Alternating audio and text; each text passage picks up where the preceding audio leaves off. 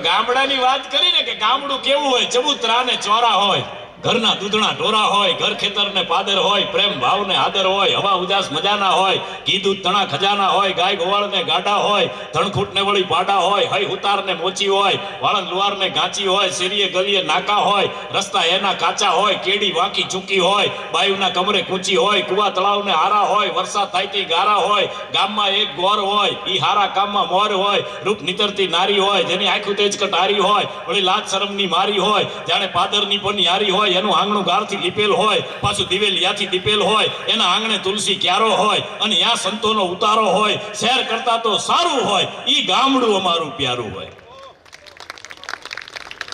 વાહ, છૂટક તાળીઓ બદલ ધન્યવાદ.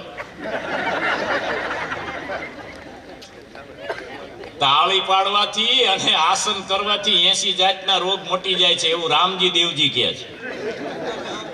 હા, રામદેવજી એવું કહે છે. એ ભાઈ ભૂલી ગયો,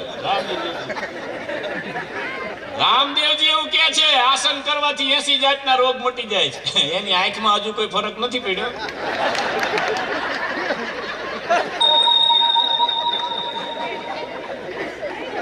આ રામદેવજી ના આસન અમારા ગામમાં નટુ શીખી આવ્યું. નટુ ગામમાં 25 બાયો બોલાવ્યા, આસન કરાવ્યા, આસન પત્યા પછી બેનો એ માર્યો. હું ત્યાંથી નીકળ્યો, બેનો મેં કીધું શું કામ મારો બિચારો 1 રૂપિયો લેતો ને, તમને મફત શીખવાડે છે. બેનો કે હજુ મારવાનો છે. નો નટુએ કીધું, નો બેનોએ કીધું હું કામ માર્યો, પણ મેં અંદર ખાને જાણ્યું કે નટુને શું કામ માર્યો.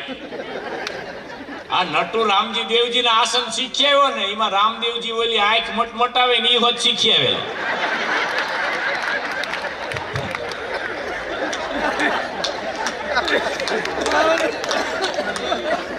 એમ કે આસન નો પ્રકાર છે, આંધળું અનુકરણ ન કરાય.